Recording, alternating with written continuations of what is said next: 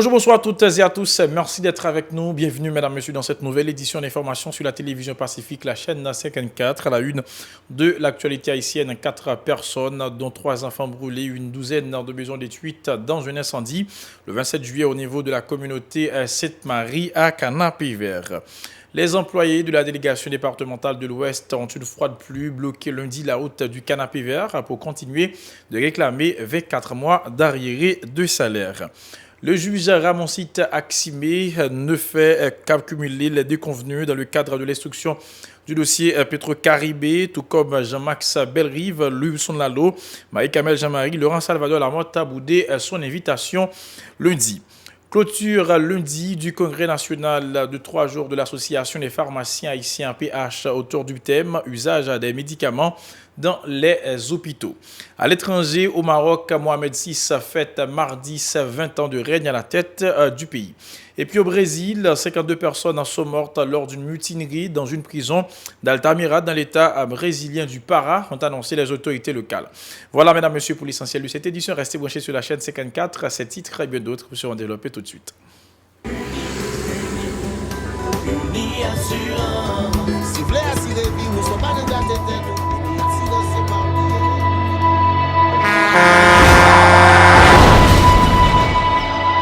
En général, moun pa reme pran assurance. Yo considéré que son l'argent rejeté. Et pourtant, l'argent assurance te doué dans budget ou à côté l'argent caille avec l'argent manger. Li là pour les deux ou traverser un mauvais pas. Gardez tout à côté ou. Ouais comment gros problème qu'on entre sur moun sans attendre. Mandez Dieu pardon, ça qu'arrive au tout. Une assurance dit ou précaution pas capon. Les malheurs arrivés, les faux amis flair à saison a fait comme si on pas de jambe connaît ou. Une assurance après rétaver ou pour le dire continuer vivre la vie ou quitter ce coup là nan men nous.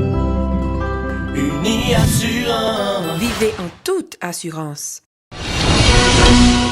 Bonjour, bonsoir à toutes et à tous. Bienvenue, mesdames, messieurs, dans le développement du journal. Malheureusement, nous allons démarrer cette édition avec cette mauvaise nouvelle. 4 personnes, dont 3 enfants brûlés, une douzaine de maisons détruites dans un incendie le 27 juillet au niveau de la communauté Sainte-Marie à Canapé-Vert. 2 jours après le drame, les résidents sont toujours sous le choc. Les sinistrés appellent à l'aide des autorités en vue de fournir aux blessés les soins que nécessite leur cas. Suivez ce reportage de Mario Sylvain et de Rigueur Noël. Pas de pièces, tout boule net, tout bagaille net, tout rempli était gens à terre là nous empiler bail. Sophia Noémie Saint-Victor 7 ans, Hector Camara 9 ans, Hugues Saint-Victor 16 ans et Hector Fritzner 36 ans sont les 4 résidents de la communauté Sainte-Marie à Canapé-Vert brûlés le 27 juillet dernier dans un incendie. En cause, l'éclatement d'une bonbonne de gaz selon le témoignage des résidents de ce bidonville. 2 jours après le drame, ils sont toujours sous le choc. Ce feu a commencé, c'est une bonne gaz. Je dis pas passer à lui mettre la même parce que il y a un courant sur tête de là. 3 simon au grand monde qui boulé. Ça pas fait. Non, du feu à gain, 3 timon qui brûlait avec un monsieur. Les sinistrés déclarent avoir tout perdu dans la fureur des flammes et ont ravagé une douzaine de maisons. Même pas sauvé rien, pas sauvé. Perdu tout, ça on connaît tout papier, tout bagage. Les autorités n'ont pas visité les lieux, déplorent les citoyens en attente d'un appui du gouvernement en vue de s'assurer la prise en charge des blessés hospitalisés après le drame. C'est prier, nous besoin d'aide. Nous besoin sans ces amis après les tellement de monde qui viennent côté nous qui pour aider nous venir nous besoin aide sans l'hôpital nous besoin au plus pour aider nous avec eux parce que c'est nous mêmes qui fait premier pas. En raison de l'exiguïté de l'espace, les sapeurs-pompiers de la mairie de Port-au-Prince n'ont pas pu circonscrire le feu. Les employés de la délégation départementale de l'Ouest ont une fois de plus bloqué lundi la route du Canapé-Vert pour continuer de réclamer 24 mois d'arriérés de salaire. Ils ont dressé des barricades de pneus enflammés et des pierres sur la chaussée, ce qui a paralysé la circulation automobile et piétonne. Selon les protestataires, le gouvernement avait promis de régler ce différend depuis la semaine dernière. Suivons. Ok, objectif mouvement, c'est forcer l'État à payer 24 mois de salaire au de nous. Donc, comme tout le monde connaît, Mouvement ça nous dans cadre 6e semaine de mobilisation dans la délégation départementale de l'Ouest. Donc jeudi nous entamé dernière phase mouvement. Donc ça nous les morts là. Donc on a remarqué que jeudi nous pas de faire l'avant, on après caoutchouc dans la rue et route là bloquée avec roche, tout ça nous joindre nous bloquer route là avec. Donc c'est pour nous dire l'état paye 25 mois que nous parce que toute semaine passée nous avons revendiqué 24 mois, mais jeudi nous revendiquer 25 mois parce que le mois de juillet a fini sur nous. Et l'état obligé de payer le mois de juillet à tout. Tout autant au pas payer nous, machine pas monter dans canapé vert. Il pas monter. Et nous décider de faire parce que nous ouais nèg c'est méchant ouais, toute phase nous prend. Si on arrive dans grève grand gouvernement n'a pas prendre qu'en main et nèg même c'est combien bouler. C'est petite femme qui a fait cadeau machine, a fait toute la gestion nous tout connaît dans pays. En parlant des ministres, vous voyez comme dans ça non presque bail qui pas trop utile rien. Vous imaginez 24 mois, vous ne faites pas jamais payer 129 maman, papa, petite. Vous faites 24 mois pas payer. Et puis pendant où dit ou c'est l'État ou pas gain quoi, et même l'État ça te voué quoi pour te organiser ce dos. Sur la même lancée, Johnson Julien, un employé de la délégation, a jugé anormal que les autorités ne puissent respecter leurs engagements, tandis que le pays est confronté à une crise économique aiguë. Il est toujours au micro de Josué Pierre-Paul et de Rigard Noël. Et ça n'a pas étonné tout le fait que Jovenel Moïse dit la paye, nous le pas payer, parce que nous venons nous rendre compte que Baye Manti fait partie de nature même. Même j'en ai dit la mettre manger dans la poche, la mettre l'argent dans cette peuple et mettre l'argent dans la poche nous. Donc ça va jamais fait. Au lieu que lui mettre l'argent dans la poche nous, c'est retirer la petite sac dans la poche nous. Là il fait nous fait 24 mois.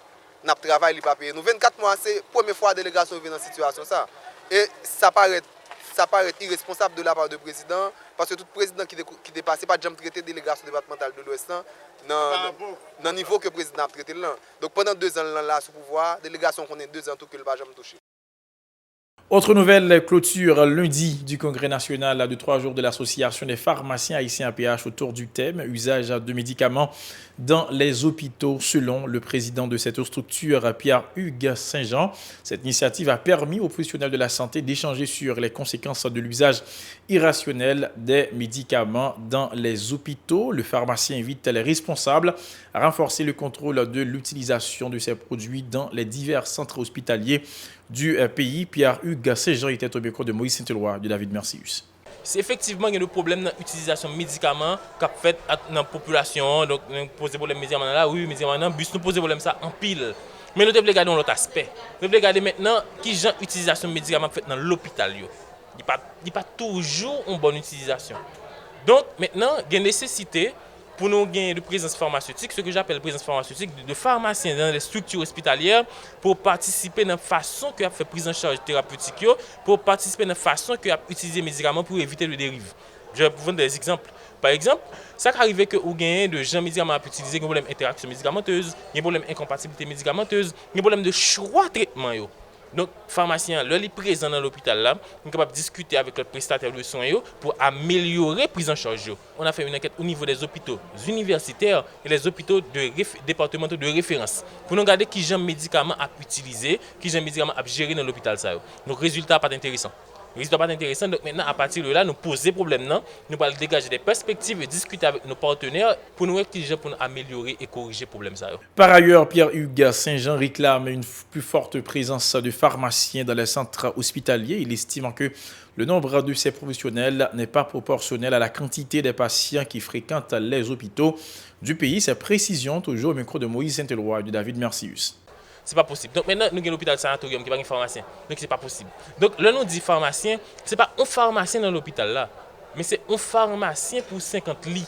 Si l'hôpital a 200 lits, mais combien de pharmaciens pour le gain qui pour travailler avec les patients. Donc maintenant, il y a des normes, il y a des standards. Donc nous-mêmes, nous gagnons pour nous mettre au pas, pour nous respecter les principes. Si nous avons besoin de résultats positifs. Donc si vous pas prendre décision pour respecter les normes, donc il y a des conséquences pour le gain. Les conséquences, c'est que vous avez des cas qui arrivent, tant qu'on fait nos hôpitaux qui dérivent. Fait nos hôpitaux injectables, tu tues un petit monde dans l'hôpital dans l'ouest là. Nous gagnons SAT, c'est au Titanic, tu tues un petit monde dans l'hôpital dans le sud. Nous avons un problème érythromycine, puis le monde a tombé en hypoglycémie, courir avec dans l'hôpital prendre un faux médicament. Si vous pas de pharmacien sur place pour capable prévenir et identifier ce genre de problème ça. Donc maintenant, nous avons une responsabilité pour nous faire pression sur l'État et l'État lui-même a pour mission et responsabilité pour protéger la population. Dossier justice, le juge Ramoncite Aximé a essuyé un nouveau revers dans le cadre de l'instruction du dossier Petro-Caribé, en effet, tout comme Jean-Marc Sebel-Rive, Russon-Lalo et Marie-Carmel Jean-Marie. L'ex-premier ministre de Michel Joseph Martelly, Laurent Salvador Lamotte, a boudé son invitation lundi. L'avocat de M. Lamotte a sollicité un report à l'instar des défenseurs des 3 premières personnalités indexées dans le rapport de la Cour des comptes. En réaction, le magistrat menace de décerner des mandats contre les récalcitrants, indiquant que la législation haïtienne n'autorise pas aux concernés d'avoir recours à 2 reports. Coup d'œil à présent dans l'actualité internationale. Nous allons nous rendre, mesdames et messieurs, sur le continent africain, particulièrement au Maroc, pour vous dire que Mohamed VI fête mardi ses 20 ans de règne à la tête du pays. À 35 ans, il devient roi après la mort de son père Hassan II, décédé après une crise cardiaque foudroyante. Lui aimait se montrer en public. Au contraire, Sidi Mohamed est discret, presque effacé. Sa conduite du pouvoir est même qualifiée de technocrate. Quand il accède au trône, il suscite de grandes attentes et promet du changement. Un premier changement, l'évolution du statut des Marocaines. Dans la Constitution, l'égalité homme-femme est inscrite depuis en 2011. Mohamed VI adopte une réforme constitutionnelle globale qui répond aux demandes du peuple. Le rôle du Parlement est renforcé, tout comme les libertés individuelles. Mohamed VI joue aussi du boom économique porté notamment par le tourisme et les grands travaux. Le Maroc connaît 4 à 5% de croissance, souvent qualifié de roi des pauvres. Mohamed VI possède une fortune de près de 6 milliards de dollars, alors que des millions de Marocains vivent avec moins d'€1 par jour. Toujours dans l'actualité internationale, une insurrection dans une prison du nord du Brésil a entraîné la mort de 52 détenus lundi. Un nouveau massacre qui entache le système pénitentiaire de cette région stratégique où des factions criminelles rivales se disputent le trafic de cocaïne. 16 d'entre eux avaient été décapités. Une vidéo circulant sur les réseaux sociaux montre 6 têtes de prisonniers entassées contre un mur. Un détenu apparaît ensuite dans le champ et fait rouler l'une d'elles avec son pied comme s'il s'agissait d'un ballon de football. Sur une autre vidéo, on peut voir des corps calcinés sur un toit d'où s'échappe une épaisse fumée noire, tandis que des prisonniers armés de machettes arpentent les lieux. Voilà, mesdames, messieurs, pour l'essentiel de cette édition d'information. Merci à vous qui l'avez suivi. Toute l'équipe vous invite à rester branchés sur la chaîne 54 pour la suite de la programmation.